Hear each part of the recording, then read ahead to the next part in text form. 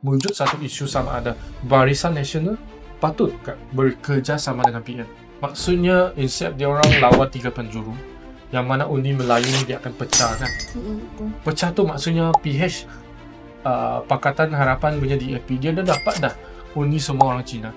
Undi Melayu di kawasan dia orang walaupun di-split kan ataupun dipecah, dia akan menang lah DAP tu. Hai, kembali lagi dalam Lawyer Dylan Podcast dalam episod yang ke-10 sekarang ni. Tapi hari ni kita nak fokus dekat satu topik sahaja, which is yang pilihan raya Johor baru-baru ni yang terjadi pada hari Sabtu kalau tak silap saya. Betul tak? Betul.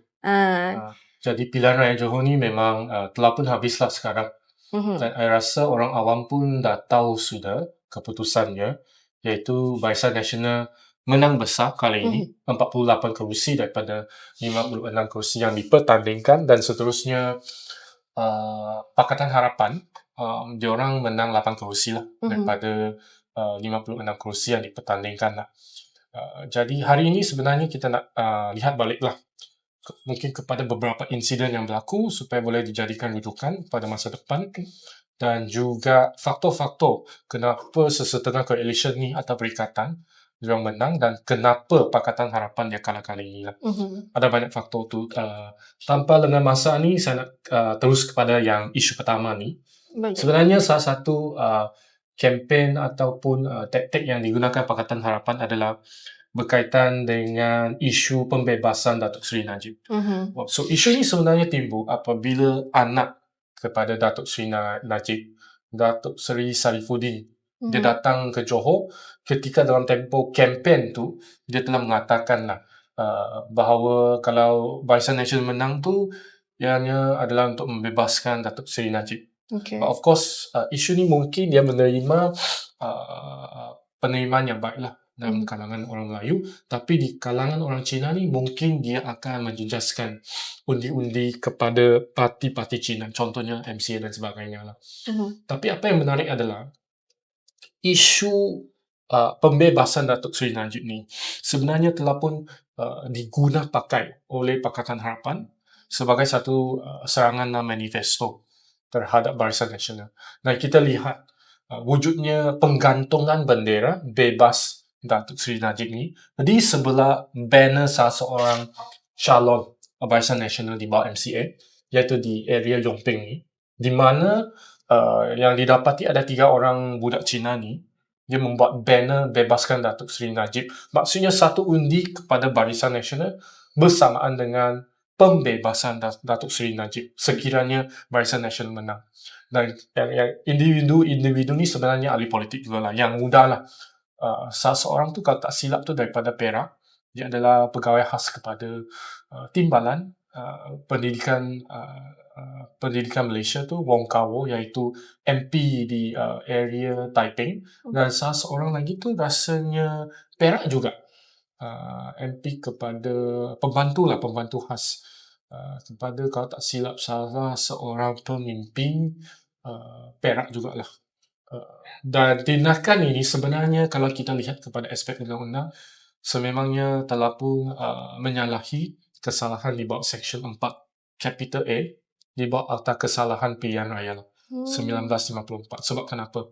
Sewaktu tempoh pilihan raya tu, sebenarnya anda tidak bolehlah membuat sesuatu yang memburukkan parti. Ini tidak bersamaan dengan anda menyatakan pendirian parti. Contohnya parti yang fight untuk membubarkan atau menurunkan GST. Itu berlainan. Tapi ini dia macam membuat satu isu dan mengatakan, memburukkan image lah seseorang tu memang tidak patut lah. Terutamanya membuat banner. Kalau tidak, saya rasa Barisan Nasional pun boleh juga menggunakan isu-isu yang tidak dapat ditunaikan oleh Pakatan Harapan dan seterusnya membuat satu banner besar. Jadi perkara ini, saya rasa ia tidak sepatutnya wujud dalam tempoh kempen. Tempoh kempen adalah untuk parti-parti tertentu yang mana tengah berkuasa dan mana yang menjadi pembangkang ni atau penyimbang untuk menyatakan apakah rekod sepanjang 5 tahun tu member-member ataupun ahli-ahli tim dia orang, apa yang telah dilakukan, apa yang akan dilakukan dan apa yang patut akan dilakukan untuk tempoh 5 tahun yang akan datang lah. Jadi persoalan yang timbul tu adalah sama ada penggantungan banner yang menjatuhkan ataupun memburukan image parti-parti lain. Adakah ini adalah satu tindakan yang patut diterimalah oleh khalayak ramai dan juga sama ada dia menyalahi undang-undang pilihan raya. Tapi yang menjadi isu yang gurauan ni adalah di hari yang terakhir, saya rasa Pakatan Harapan telah pun menghantar wakil-wakil jurucakap dia orang tu, dan salah seorang tu adalah yang paling famous lah, YB Ngah Komeng tu. Dia turun ke area Johor Jaya dan telah pun pakai isu pembebasan Najib ni, di mana beliau mengatakan dia ikut satu trend reels di sosial media lah, di mana bapa-bapa pacok marketing. Maksudnya dalam bahasa Melayu tu, saya menolong bapa saya membuat marketing. So, yang biasa tu kalau kita nampak dekat social media lah, untuk Cina-Cina tu kan, dia boleh ambil satu mikrofon macam ni, biasakan buat bercakap lah. Hari ni saya nak tolong bapa saya buat marketing. Lepas tu dia akan tunjuk dekat kedai semua tu. So, untuk isu ni, dia mengguna pakai yang hari ni, Datuk Seri Najib dia punya anak, Sarifuddin, nak datang ke Johor untuk tolong bapa dia buat marketing. Salah satunya adalah kalau Barisan Nasional menang besar, dia akan membebaskan Datuk Seri Najib. So dia make fun of it lah. So saya tak pasti sama ada ini merupakan salah satu sebab di mana Barisan Nasional menang besar kan, ataupun Pakatan Harapan punya cara teknik ni tidak diterima pakai lah oleh orang ramai. Tapi di khalayak kempen-kempen ceramah orang Cina ni, sebenarnya dalam online ke atau social media yang saya nampak lah, dia sebenarnya menerima sambutan yang amat menggalakkan. Maksudnya orang Cina dia ketawa dan sebagainya. Tapi, ini pandangan yang berlainan. Daripada kalangan orang Melayu, mungkin wujud juga satu nilai empati lah. Maksudnya, Datuk Seri Najib punya isu ni berlaku 2018 lepas jatuh Barisan Nasional, beliau telah pun didakwa. Dan seterusnya 2022 ni dijatuhi bersalah lah oleh mahkamah.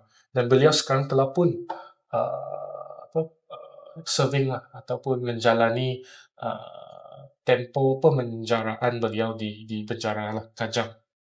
Dan telah pun berlaku 3 tahun. Dan dalam tempoh ni sebenarnya, I think last week punya podcast, kita pun pernah cover di mana beliau telah pun diampuni melalui lembaga pengampunan yang diketuai oleh Yang di-Pertuan Agong dengan ahli-ahli lembaga pengampunan yang terdiri daripada Peguam Negara, Menteri Wilayah Persekutuan dan 3 orang lagi ahli lah yang dilantik oleh Perdana Menteri PMX, yang tidak meliputi apa-apa ahli DUN atau Parlimen. Jadi keputusan ni sebenarnya dilakukan, I boleh katakan, melalui nasihat yang diberikan oleh Menteri Wilayah Persekutuan pada masa tersebut, YB Zaliha. Dan beliau telah pun diberikan diskaun daripada segi tempoh pemenjaraan, dan juga diskaun daripada aspek pembayaran samad. I think jatuh daripada 210 juta kepada 50 juta, dan seterusnya pemenjaraan beliau dipendekkan sehingga ke tahun 2028. Jadi isu pembebasan Datuk Seri Najib ini tidak sepatutnya dijadikan lagi satu isu. Sebenarnya beliau telah pun didapati bersalah, dan seterusnya beliau telah pun dikenakan hukuman, dan seterusnya melalui proses perundangan dan juga proses perlembagaan persekutuan ini, beliau telah pun diberikan pemendekan tempoh pemenjaraan di penjara. Jadi saya rasa untuk Pakatan Harapan ni, pandangan saya adalah diorang pertama sekali mungkin daripada aspek manifesto dan juga cara kerja tu ada banyak isu yang tidak dapat diselesaikan dan janji-janji yang telah dijanjikan tidak dapat ditunaikan. Jadi, diorang hanya boleh membawa isu yang mengingatkan rakyat bagaimanakah mereka memilih untuk menjatuhkan Barisan Nasional pada tahun 2018 dan tetap membawa isu-isu yang sama 10 tahun yang lepas ke pilihan raya Johor. Dan saya rasa kebanyakan orang-orang Melayu memang tidak menyokong Pakatan Harapan untuk kali ini lah. Boleh dikatakan ada satu tiupan angin Melayu yang tidak menyokong Pakatan Harapan untuk sesi pilihan raya Johor kali ini lah. Tapi bukankah kalau ikutkan BN dengan PH ni sebenarnya satu kerajaan dekat Putrajaya. Tapi bila dekat Johor, dia macam lawan sesama sendiri. Betul. Kalau Kenapa, dekat Johor ni, sebenarnya Barisan Nasional 2022 di bawah pimpinan Datuk On Hafiz ni memang menang besar. Dan beliau telah menunjukkan satu kepimpinan yang kuat di Barisan Nasional Johor ni, di mana untuk tempoh daripada 2022 sehingga kini telah pun membantu membangunkan ekonomi Johor dan mendapatkan pelaburan yang paling tinggi di antara semua negeri lah. Yang kita boleh lihat tu, I think beberapa episod kita pernah bincangkan pasal industri AI data center ni. Johor itself telah pun bawa masuk 110 juta. Dan ini sebenarnya telah pun mewujudkan banyak peluang pekerjaan. Of course, dia ada banyak isu-isu seperti pembekalan air dan sebagainya tu. Tapi daripada aspek pembangunan ekonomi Johor ni telah wujud satu macam mana orang kata ni, perkembangan lah dan satu improvement lah di bawah pimpinan Datuk On Hafiz Jaafar lah. Jadi untuk yang Pakatan Harapan ni, walaupun dia orang mempunyai juru cakap yang baik, sebenarnya saya kena akui jugalah. Kalau sebagai orang Cina tu, dia pergi ceramah dia orang, you dengar pun you akan rasa wow, they have done a lot of good things dan sebagainya. Tapi isu utama tu, dia sebenarnya saya rasa pengundi di Johor dia mengundi bukannya berdasarkan kepada satu ceramah yang baik. Maksudnya kita boleh enjoy lah satu ceramah tu, 1 jam, 2 jam ke, kita akan rasa happy dan sebagainya. Tapi orang yang dipilih tu, ahli dun yang dipilih tu, dia sebenarnya mewakili anda untuk 5 tahun yang akan datang. So isu atau persoalan sekarang ni adalah, adakah rakyat mahu seorang jurucakap datang dan memberikan satu ceramah yang agak baik ataupun lebih baik daripada Barisan Nasional atau sebagainya. Dan seterusnya untuk 5 tahun yang akan datang tu, adakah orang yang diorang bagi peluang untuk jadi calon ni, sebab kebanyakannya adalah orang muda 30 tahun dan sebagainya, adakah pemuda-pemudi yang diberikan peluang menjadi calon ni oleh Pakatan Harapan tu boleh mewakili keseluruhan kawasan-kawasan dun yang dipertandingkan ini. So itu sebenarnya juga menjadi satu isu. Sebab walaupun sepanjang kempen ni, saya pernah turun ke Mangkibol Johor untuk lihat, waktu kita lihat orang-orang awam tu, sebenarnya penerimaan diorang terhadap politik ni tidak serius sangat. Jadi kami pun rasa sebenarnya mungkin Barisan Nasional di kawasan orang Cina ni akan kalah.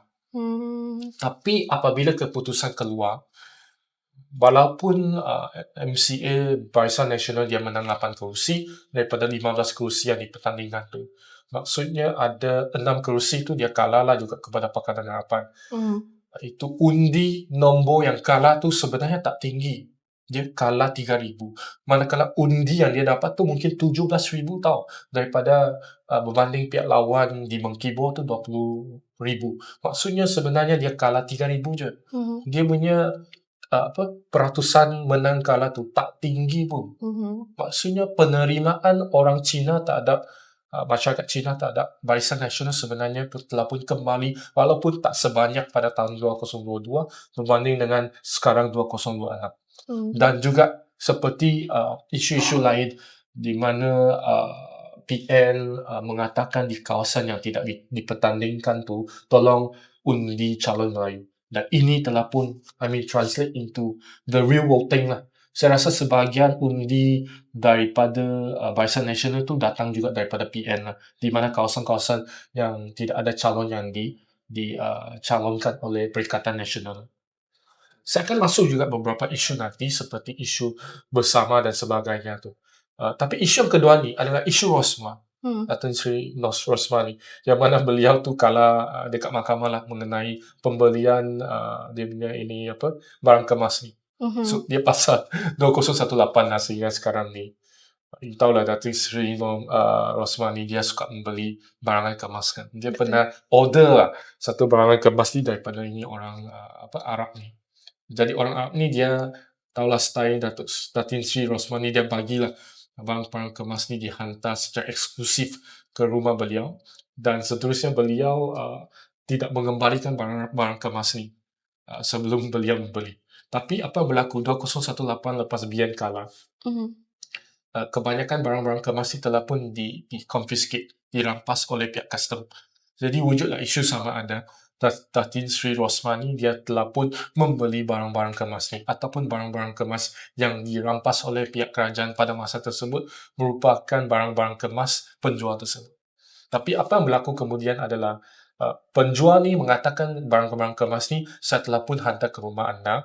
Dia sepatutnya dianggap telah dijual kepada Datin Sri Rosmani.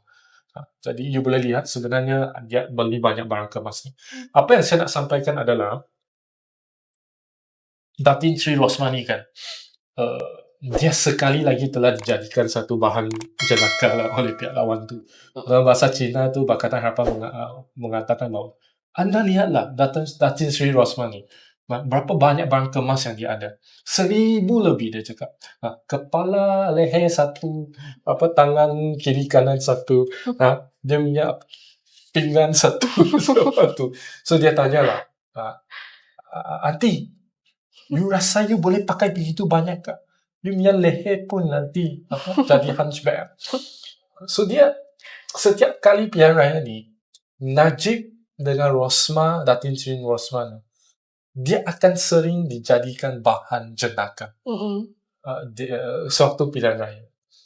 Dan saya merasa setiap kali diorang katakan ni, dia sebahagian orang Cina tu dia tahu. Dan dia menjadi satu psikologi effect di mana diorang akan diingatkan mengenai isu rasuah dan isu tamak.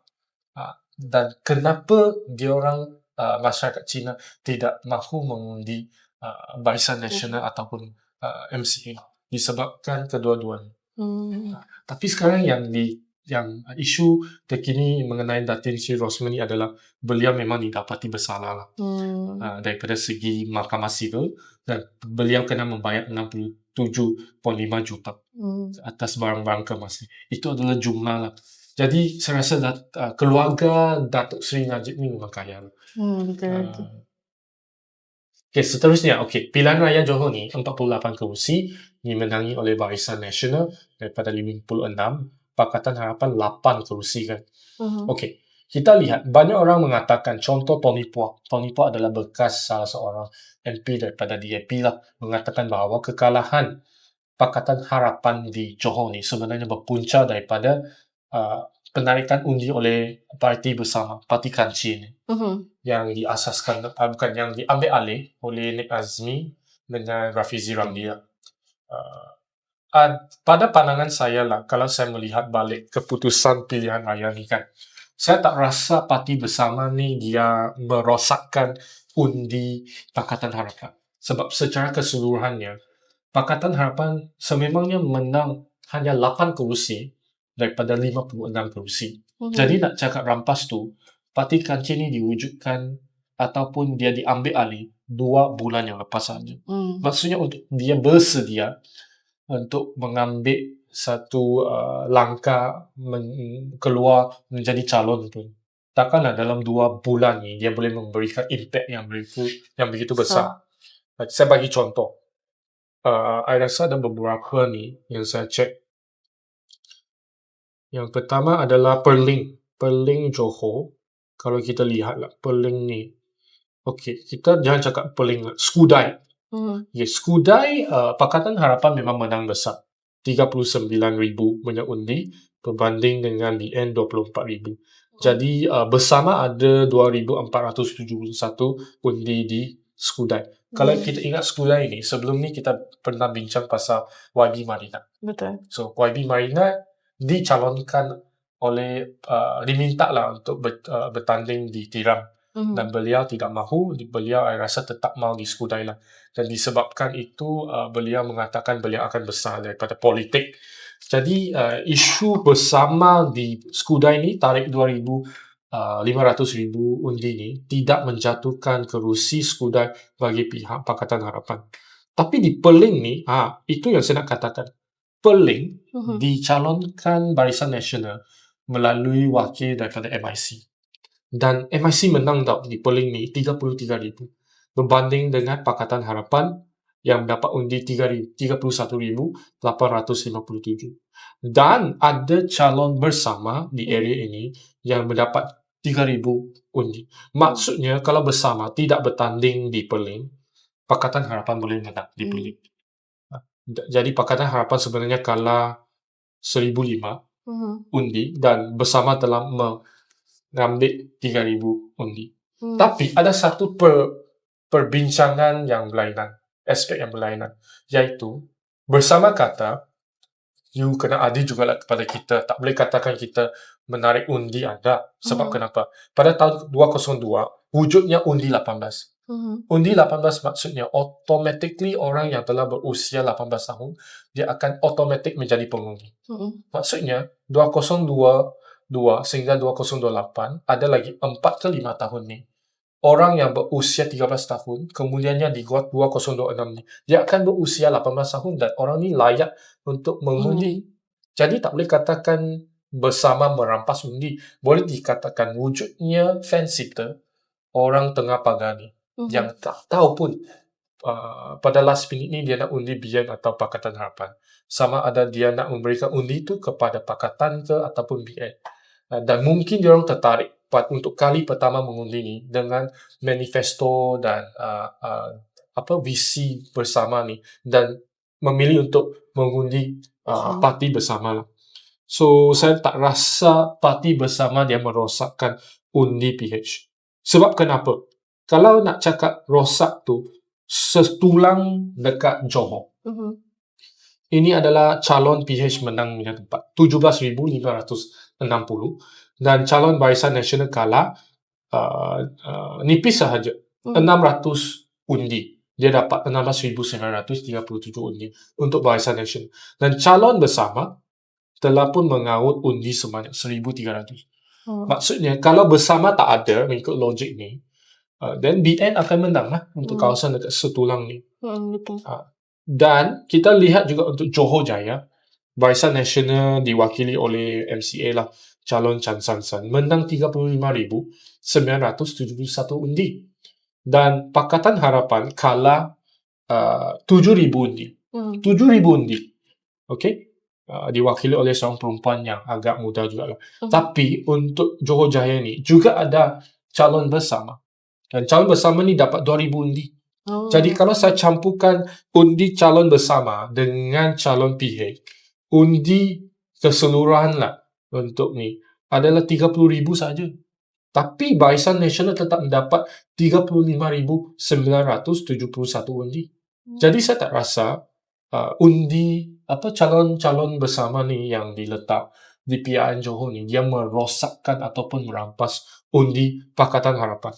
Jadi secara kesimpulannya, saya nak cakapkan pasal Johor ni. Pertama sekali, image Menteri Besar tu memang sangat penting. Dan kini atau sebelum pilihan raya Johor ni, Datuk On Hafiz diletakkan sebagai satu poster boy ataupun sebagai calon lah Menteri Besar Johor kalau menang. Dan dia telah pun memberikan satu image yang sangat baik. Yang kedua, pembangunan ekonomi di Johor ni sememangnya menjadi satu yardstick lah. Satu kriteria atau yardstick. Ukur kayu untuk rakyat-rakyat di Johor untuk mempertimbangkan siapakah orang yang nak dipilih ataupun parti yang nak dipilih untuk mengetuai kerajaan Johor. Dan itu dua ni sangat penting. Yang ketiga adalah memang wujudnya satu penolakan terhadap Pakatan Harapan. Sebab kenapa? Bukan sekadar parti DAP saja. Parti DAP walaupun dia jatuh daripada, kalau tak silap 10 kerusi kot sebelum ni dia ada, jatuh kepada 6. Maksudnya dia tetap menang 6 kerusi Cina daripada 10 yang dipertandingkan. Maksudnya MCA dia menang 4 kerusi DAP balik dan kini ada 8 kerusi, DAP ada 6. Tapi secara keseluruhannya, sokongan orang Cina di Johor ni mungkin 40% kembali kepada BN MCA. 60% undi Cina ni masih tetap di tangan DAP. Tapi untuk undi India, masyarakat India dengan Melayu, keseluruhannya memang kembali kepada Barisan Nasional. Jadi dia menunjukkan bahawa PKR dengan Amanah pun tetap kekal satu kerusi saja. Hmm. Dan PKR kalau dia tak letak Mazli Malik, I rasa memang tak ada harapan di Puteri Wangsa. Mazli Malik ni sebelum ni tetap merupakan seorang tokoh daripada sebagai Menteri Pendidikan lah. Dan seterusnya diletakkan sebagai calon dan sebagainya. Lepas tu yang keempat ni adalah faktor usia. Saya nampak yang dipilih untuk kali ni jadi ahli adun sememangnya merupakan muka-muka yang sangat muda. 40-an, 30-an, ada yang tak sampai 40 tahun, tapi tetap mempunyai pengalaman. Bukannya dah 18 tahun, 27 tahun, you letak dia sebagai calon. Tetap adalah di bahagian DAP itu. Tapi untuk Barisan Nasional, kebanyakan calonnya adalah 35 dan ke atas. Dan saya nampak dia orang adalah berpengalaman, muda dan secara kesihatan tu dia memang fit lah. Sebab kalau lu terlalu tua tu memang orang anggap awak ni susah nak kejar dan sebagainya. Dan itu betul di MCA tu orang-orang tua dicalonkan I think di Penggarang, di Batu Pahat ke atau apa ni. Dia orang tak menang tau. Tapi kalau macam BN terus menang macam ni kan, nanti dia dengan PH ada macam keperluan lagi ke untuk bekerjasama? Okey, di Johor ni saya rasa Dato' On Hafiz ni dia telah pun membuat satu keputusan untuk membubarkan DUN Johor pada masa yang amat sesuai dan tepat lah. Kenapa? Sebab Perikatan Nasional mempunyai satu konflik dalaman di antara Datuk Seri Hamzah dengan Tan Sri Muhyiddin lah. Dan Datuk Seri Hamzah telah pun mengambil alih sebuah parti cinta atau parti impian, Parti Cinta Malaysia. Dan telah pun cuba mengubah nama tu menjadi Parti Wawasan. Tapi parti itu I rasa daripada aspek pendaftaran ataupun penukaran nama parti itu tidak berjaya lagi lah sebab dia perlu melalukan banyak proses-proses tertentu. Jadi daripada aspek kewujudan ataupun penghantaran calon parti ataupun calon untuk Parti Wawasan ni dia tidak sempat dibuat lah. Jadi apa yang berlaku adalah PAS nak bertanding, Bersatu nak bertanding, tapi Bersatu tak nak PAS tidak mahu menyokong Bersatu di bawah pimpinan Tan Sri Muhyiddin. Di bawah Bersatu lah. Jadi sebelum ni wujudlah satu kenyataan daripada pemimpin PAS bahawa walaupun kita bertanding di bawah satu banner ataupun satu payung ni, tapi janganlah anda semua orang Melayu menyokong Bersatu. Kalau ada Bersatu dengan BN, undi BN. Sebab ini saya rasa dia juga menyokong kepada undi Barisan Nasional bertambah di Johor ni. Dan seterusnya membantu kebanyakan kerusi-kerusi Melayu di Barisan Nasional ini menang bersama. Sebab saya lihat tu dia memang menang dengan landslide. Dia bukannya menang 1-2 ribu minyak undi, dia menang 10 ribu. Kalau di kerusi Dato' On Hafiz ni dia menang 15 ribu undi. Maksudnya memang kebanyakan orang Melayu di area tu memang undi Dato' On Hafiz. So image Menteri Besar ni adalah salah satu faktor yang sangat penting lah. Okey, tadi kita pun telah bercerita lah mengenai adakah Parti Bersama ni penyebab kekalahan PH ni. Tapi kita tengoklah Parti Bersama ni kalau mengikut kenyataan Datuk Seri Rafizi kan, beliau telah pun mengatakan bahawa Parti Bersama ni dia hantar wakil-wakil ni adalah sekadar untuk mendapat pengalaman sahaja. Kalaupun boleh tak kalah wang deposit ni dan dikira sangat baik. So apa yang kita nampak adalah untuk PRN Johor ke-16 ni ada 55 calon yang hilang wang deposit. Kalau Perikatan Nasional tetap ada hantar wakil bertanding, kalah 21 kerusi. Jadi memang wujud, saya tak pasti yang kalah ni dia PAS lebih ke ataupun Bersatu. Tapi kita boleh lihat pengaruh PAS dengan Bersatu, dia tidak kuat sangat di PRN. Mungkin yang saya katakan tadi, pemimpin tidak meletakkan masa untuk membina jentera-jentera. Itu satu. Yang kedua ni you boleh nampak Parti Bersama 15 calon ni memang kalah lah deposit habis. Nasib baik I think Rafizi dia telah pun mendapatkan wang dermaan 700 ribu tu sebelum ni untuk memfund lah, membayar dana-dana ni bagi dia orang. Kalau tak, saya tak rasa dia orang akan keluar bertanding. Betul. Kalau yang Pakatan Harapan ada 7 calon, dia hilang deposit juga. Maksudnya memang dia orang ditolak lah, Pakatan Harapan di Johor ni.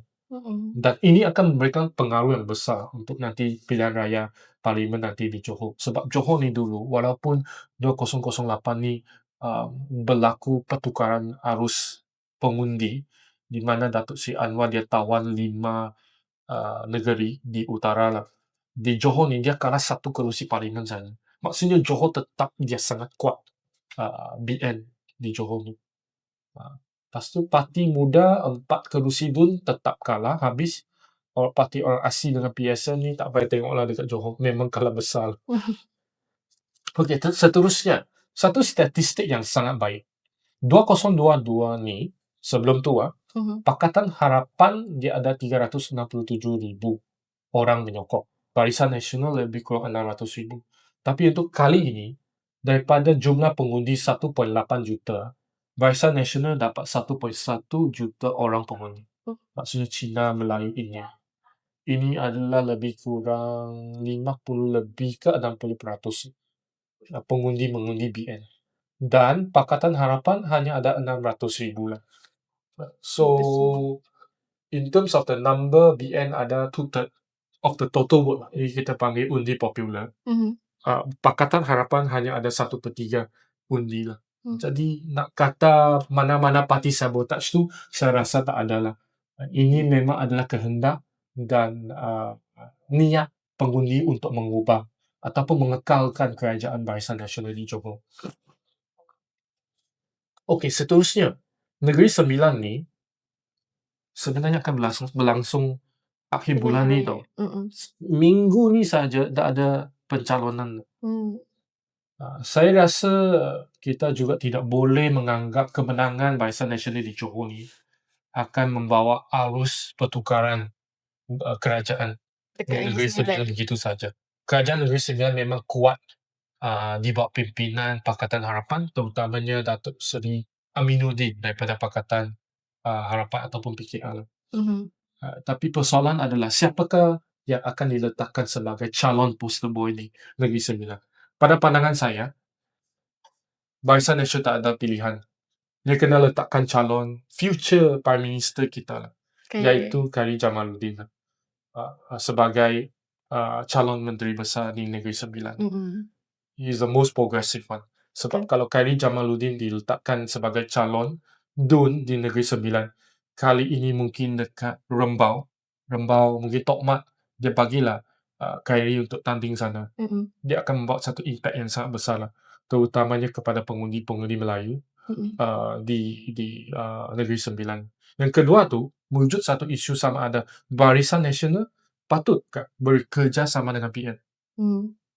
Maksudnya, instead dia orang lawan 3 penjuru, yang mana undi Melayu ni dia akan pecah kan. Pecah tu maksudnya PH Pakatan Harapan punya DAP, dia dah dapat dah undi semua orang Cina. Undi Melayu di kawasan dia orang walaupun di-split kan ataupun dipecah, dia akan menang lah untuk DAP tu. So kalau BN dengan PN, dia orang tidak bertanding 3 penjuru dan membincangkan satu strategi untuk bekerjasama lah. Mungkin untuk Negeri Sembilan ni ada 36 kerusi. Yang kerusi-kerusi Melayu yang dipertandingkan ni mungkin dia orang nak bertanding 28 ke. Tak apalah, PN dengan PN ambil 14-14. Seterusnya dibahagikan mungkin MCA dengan MIC lah. Saya rasa formula ni dia akan menang besar di Negeri Sembilan dan Pakatan Harapan akan menjadi suara pembangkang ataupun suara penyimbang di Negeri Sembilan. Sebab apa yang saya nampak adalah di Negeri Sembilan ni seharusnya berlaku juga satu pertukaran kerajaan daripada PH kepada BN. Bukan sebab saya benci PH, tapi saya rasa calon-calon Pakatan Harapan yang ada telah pun berkhidmat 3 sampai 4 penggal dan mereka telah pun berusia tinggi. Betul. Pada pandangan saya, apabila kerajaan telah pun melaksanakan undi 18 pada tahun 2022 ni, sepatutnya orang-orang muda ataupun yang lebih muda, 30-an ke 35 diberikan peluang di Negeri Sembilan untuk menjadi calon. Mm-mm. Tapi saya nampak di Negeri Sembilan tidak ada calon-calon muda. Dan saya rasa untuk kali ini, untuk yang apa Akan terjadi nanti. yang penonton di podcast Lawyer Dealer ni, kalau anda bersetuju dengan saya tu dan anda tinggal di Negeri Sembilan, mana-mana calon yang keluar bertanding tu, kalau dia berpendidikan tinggi, dia berusia muda tu 30-an, 35, 30, jangan sampai 40 tu, anda bagilah peluang kepada dia orang untuk menjadi calon mewakili anda di DUN Negeri Sembilan. Di Negeri Sembilan juga ada satu isu. Kenapa? Isu takhta yang Takhta. di Pertuan Besar tu, Mhm. yang sehingga kini masih lagi tidak wujud perbincangan di DUN Mm-mm. Negeri Sembilan untuk mengekalkan atau mengesahkan takhta yang di Pertuan Besar. Mhm. Pakatan Harapan punya pendirian sangat jelas. Dia menyokong yang di Pertuan Besar yang terkini. Kalau BN dengan PN, Perikatan Nasional, dia nak satu yang di Pertuan Besar yang yang self-declare itulah di Melaka sebagai yang di Pertuan Besar yang baru. So ini juga merupakan salah satu faktor yang amat berlainan daripada pilihan raya Johor. Saat di pilihan raya Johor tak ada isu pergaduhan ataupun pergolakan kerabat diraja. Betul. Tapi di Negeri Sembilan dia melibatkan Undang 4. Dia melibatkan yang di Pertuan Besar dan sebagainya. Jadi isu-isu yang akan dibawakan calon-calon yang bertanding di Negeri Sembilan ni mungkin berlainan sikit. Seperti biasa untuk di Johor sebelum tu, saya ingat saya memberikan satu prediction BN akan menang dan MC akan menang 6 kerusi kalau saya tak lupa, dan kini MC menang 8 kerusi. So prediction saya kira 70 to 80% tepat lah. Kali ini untuk pilihan raya Negeri Sembilan ni, saya punya prediction adalah BN dengan PN akan bekerjasama. Mungkin dia akan membahagikan kerusi 14 ke 15 dan seterusnya kerusi-kerusi tak. Saya rasa 14. Sebab kerusi China dengan India tu ada juga 8 sampai 10 kerusi. Yang mana dia akan juga dibahagikan sama rata antara MCA, Gerakan dengan MIC. Kalau tak silap lah. Dan suara rakyat di Negeri Sembilan tu patut juga didengar lah. Sama ada dia orang terus nak Pakatan Harapan ataupun dia nak satu gabungan baru PN dengan PH. BN dengan PH. PN. Rasa siapa yang menang nanti? Kalau saya, Let's say betul lah. walaupun hati saya dekat Barisan Nasional, tapi saya secara praktikal, saya tetap rasa Pakatan Harapan mempunyai satu kelebihan untuk membentuk kerajaan. Itu pandangan peribadi. Walaupun saya berniat, walaupun saya diberikan peluang untuk mengundi, saya akan mengundi Barisan Nasional. Tapi saya rasa kelebihan lebih kepada Pakatan Harapan. Sebab kenapa? Ada faktor di mana orang mengatakan Barisan Nasional yang merosakkan institusi DUN yang ada ketika itu, di mana dia orang menarik sokongan. Sebab tak nak sokong yang tuan, nak sokong undang. So, itu adalah salah satu isu yang akan dijadikan isu pilihan raya di Negeri Sembilan. Faham. Okey, seterusnya isu 1MDB yang berlaku 2018 ni sehingga ke hari ini tetap dibawa oleh pemimpin-pemimpin Pakatan Harapan yang masih bertanding, yang masih menjadi calon, yang masih menjadi DUN ataupun ahli parlimen, dan juga yang telah pun bersyarat. Contohnya, dia akan sebelum aja pilihan raya Johor ni undi dilakukan pada hari Sabtu, Jumaat. Kementerian Kewangan, Timbalan Menteri Kewangan, Liu Cheng Tong meletakkan ataupun mengeluarkan satu kenyataan berkaitan dengan MDB, di mana kerajaan setakat ini telah pun bayar balik 51.4 bilion untuk hutang 1MDB. Maksudnya tinggal lagi 8.9 bilion untuk bayar balik sehingga 2034. Maksudnya semua hutang-hutang ni 10 tahun ni setiap tahun kita bayar 5 bilion lagi. Tapi setakat ni 42 telah dibayar. Jumlah yang kena dibayar balik tu 51 bilion. Baki tu 8.9 Oh. bilion. Tapi saya rasa dia punya kenyataan ni dia adalah satu kenyataan yang tidak bersifat adil lah. Kenapa? Betul, you nak buat projek lah kalau kerajaan ni, you akan buat satu pinjaman yang besar. Tapi kita juga kena mengambil take into account sebenarnya projek 1MDB tetap mempunyai aset-aset yang akan memberikan keuntungan. Tak, pinjaman tu dengan liability tu memang ada. Memang apa-apa pinjaman yang you kena buat dengan bank tu you kena bayar balik. Tapi 1MDB sebenarnya telah pun membeli tanah di KL. Kalau you tahu TRX Tahu? yang baru dibina ni, Tun Razak Exchange adalah salah satu projek berjaya oleh 1MDB.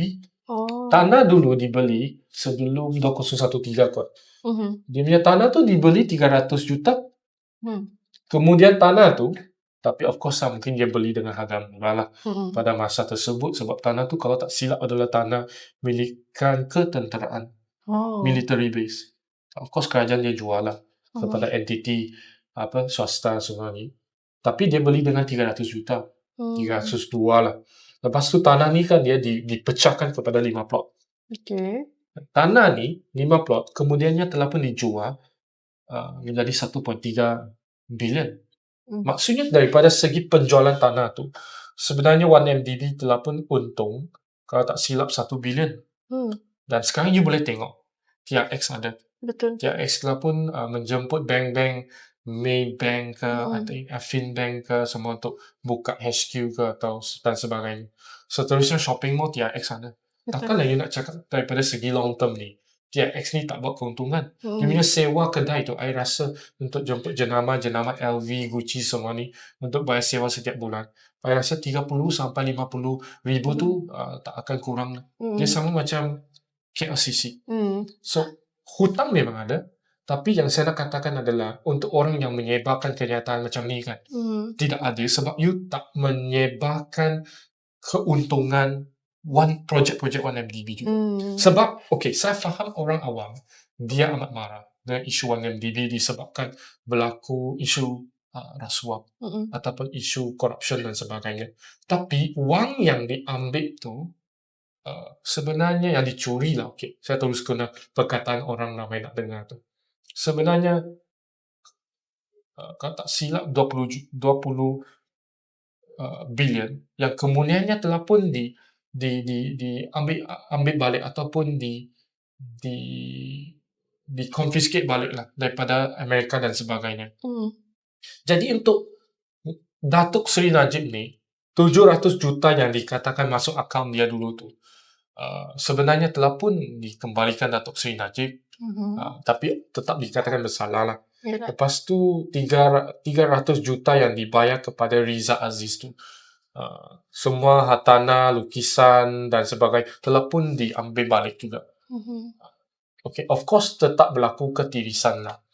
Tapi apa yang saya nak katakan adalah sekarang dah 10 tahun berlalu, Jolo tak boleh dicari, Datuk Seri Najib telah pun dimasukkan dalam penjara. Isu dia tu adalah memang wujud satu ketirisan dan wujud satu jumlah wang yang hilang. Tapi dia bukannya 51 juta seperti yang dikatakan ni. Secara keseluruhannya melibatkan 1MDB dan Datuk Seri Najib. 1MDB is just a company. Dia tetap ada projek, dia tetap ada aset yang akan memberikan keuntungan. Put aside kerosakan dan ketirisan ni, 1MDB secara keseluruhan tetap mempunyai projek yang melebihi liability yang kena dibayar. Kalau dijangkakan ni, untuk projek-projek dua sajalah. Sebenarnya 1MDB dia ada banyak projek. 1MDB dia diberikan tanggungjawab untuk membina TRX yang saya katakan tu. Yang mana saya dengar tanah TRX tu adalah salah satu plot tanah tu akan dijual kepada Monash University di KL. So Monash selain di Sunway akan bina satu di KL. Dan projek tu dijual, I rasa pun lebih kurang bilion. So there is a surplus, kelebihan daripada aspek pengautan untung di situ. Dan salah satu adalah Bandar Malaysia di Tun Razak tu. Ini dia dibeli tu tanah tu adalah untuk membina high speed rail daripada Kuala Lumpur ke Singapura, dan dia punya potensi keuntungan tu adalah 140 bilion.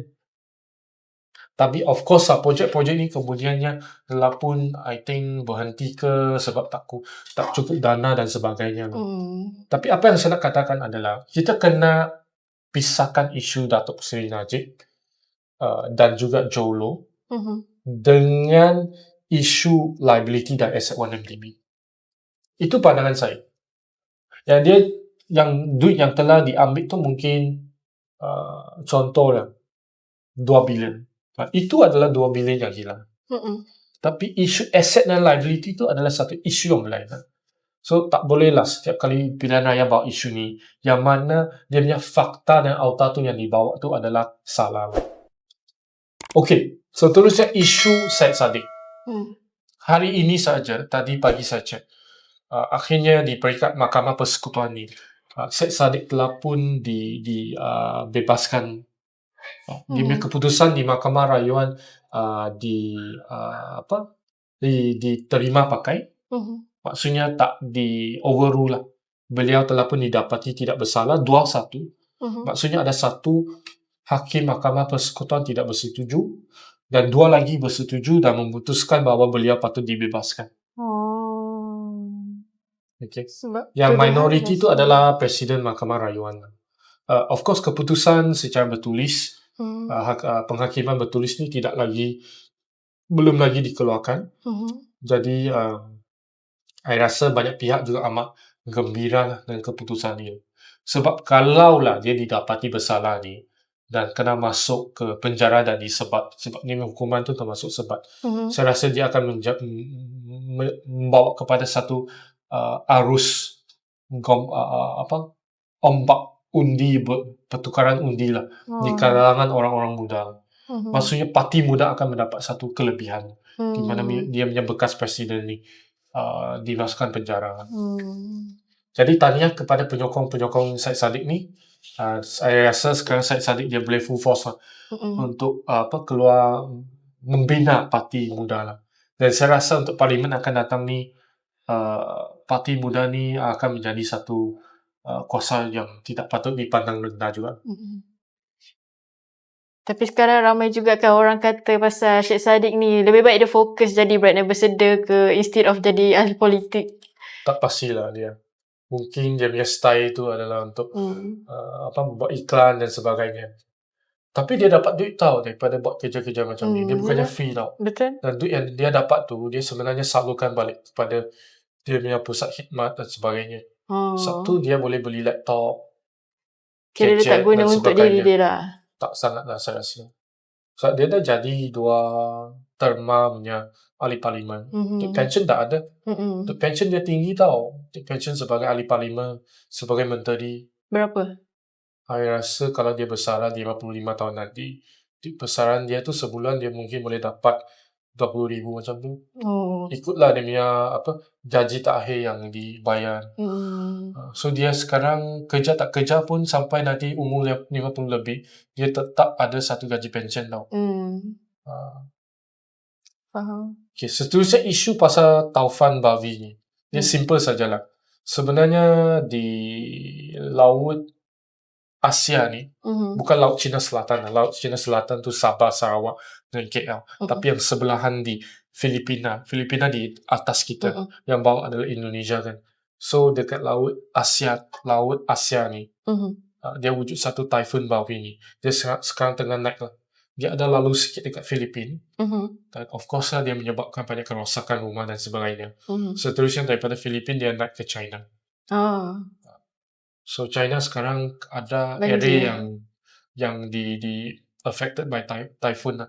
Sini saya nak bawa satu adalah typhoon ni kan. Kita sebenarnya di Malaysia kena juga bersyukur lah. So, Malaysia tak ada gempa. Walaupun fikir ada gempa, tapi genggaran gempa bumi ni dia tidak sampai sangat kepada Malaysia tau. Dia mungkin berlaku di dasar laut, di lautan Asia ni. Tapi gempa bumi tu lebih impact gempa bumi tu lebih dirasai oleh negara-negara jiran ASEAN kita seperti Filipina dan sebagainya. Betul. Tapi hari itu saya masuk isu ni sebab di Sabah, di Kota Kinabalu ke atau di Tawau, dia orang nampak macam ada dia punya cuaca tu bertukar sikit. Walaupun tak rasai impact Taifun Bawi ni, tapi kita boleh nampak daripada cuaca tu agak dahsyat sikit lah.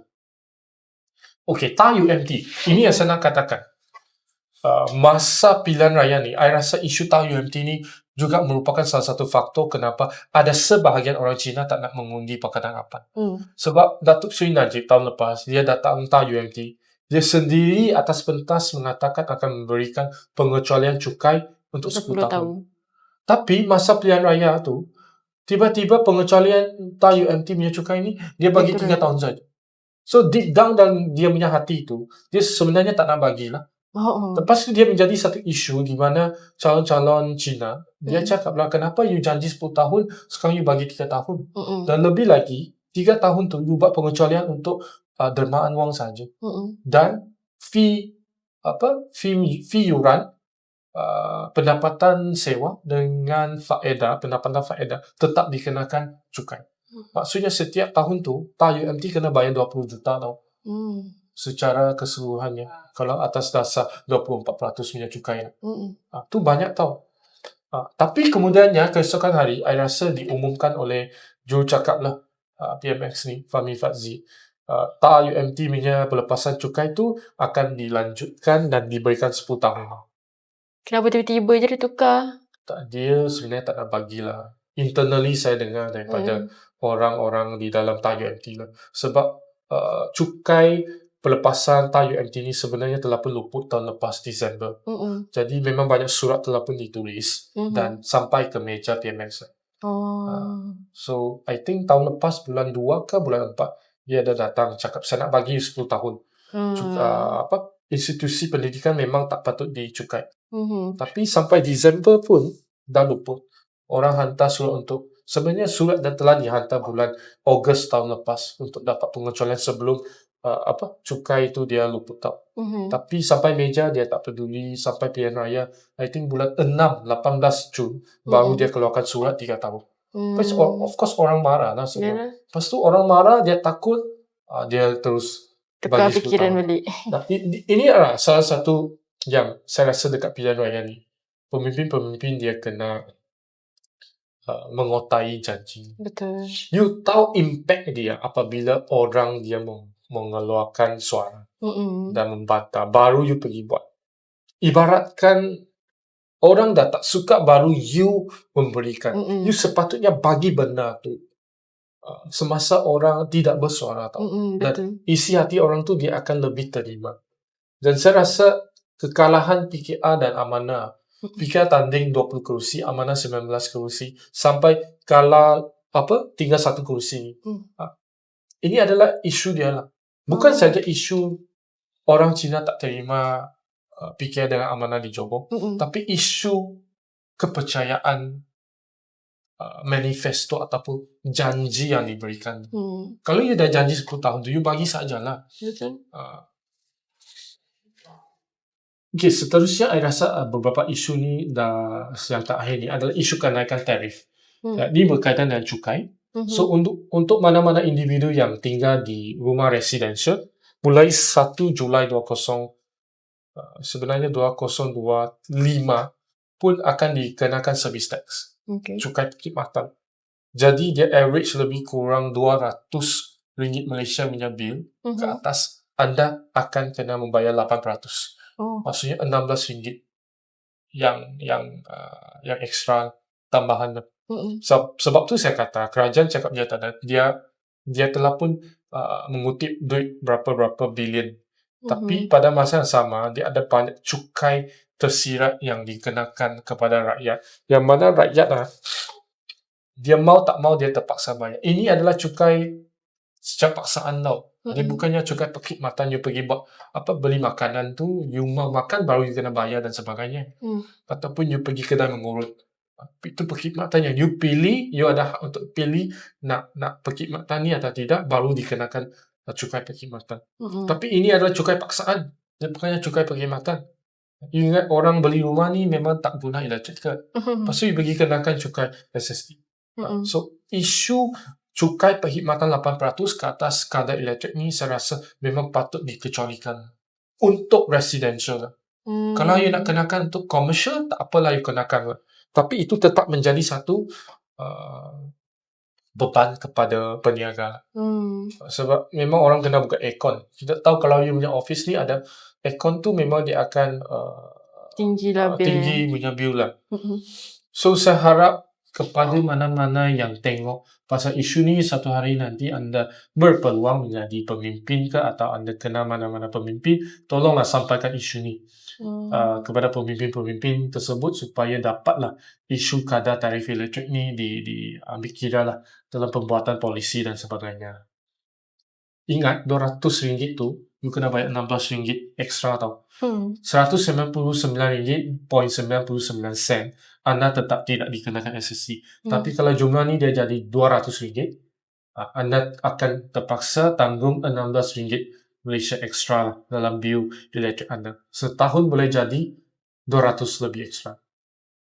Okay, macam diorang nak suruh jimatkan elektrik kalau tak nak bayar lebih. Tapi dia sebenarnya bukan pasal isu jimat lah. Kalau you tanya I. Kita sebenarnya kalau sebagai pembuat polisi kan, kita kena praktikal sikit. Siapa yang nak jimat bil elektrik dekat rumah ni? Kebanyakan orang dia beli rumah ni pagi sampai waktu malam tu. Orang kerja dekat luar lah. Betul tak? You balik rumah ni, you memang bukalah aircon untuk tidur dan sebagainya. Dan kalau dia punya penggunaan tu dia melebihi 200, you nak pergi pula kenakan RM16 tu. Tak adil lah, betul. Tak ada orang yang akan stay dekat rumah ni 24 jam ni. Buka elektrik. Sampai pengguna elektrik tu sampai 500-600. Kecuali dia rumah orang kaya. Tapi yang saya katakan adalah ini mungkin lebih terpakai kepada golongan B40 dengan M40 tu. Dia tidak adil lah. Sepatutnya kerajaan dia nak kutip lebih banyak cukai ni. You kena target kepada T20 ni. T10, T5 yang lebih kaya tu. You buka lah satu cukai untuk tafsirkan cukai hartanah dia orang dan sebagainya. Atau kalau dia punya aset tu, dia punya bapak tu meninggal, dia nak bagi kepada anak tu. You pergilah cukai sana 0.5% kata macam mana ke. Itulah you boleh dapat cukai lah. Sebab polisi Madani ni saya rasa dia lebih memihak kepada orang-orang kaya dan bukan orang miskin dan MM40. Ada juga lah B40 tu polisi yang lebih memihak seperti bantuan kasih Johor 100 tu. Dia lebih kepada saran. Tapi datang daripada kerajaan negeri Johor. Dan sebenarnya dia amat membantu tau dalam era-era sekarang ni. Di mana begitu banyak cukai tu kerajaan kena ambil. Dia memang kena bagilah. Betul. So hari ini itu sahaja untuk episod ke-10 podcast Lawyer Dylan. Saya harap isu kali ini dapat memberikan pendedahan berkenaan dengan polisi-polisi, aspek-aspek politik dan sebagainya. Dan kita jumpa lagi kemudian lah di episod ke-11 podcast Lawyer Dylan. Tolonglah anda like, share dan subscribe kepada channel kita sebab tindakan anda ni amat membantu kepada kita untuk memperbaiki dan membawa topik-topik yang lebih hangat di dalam podcast Lawyer Dylan. Sekian.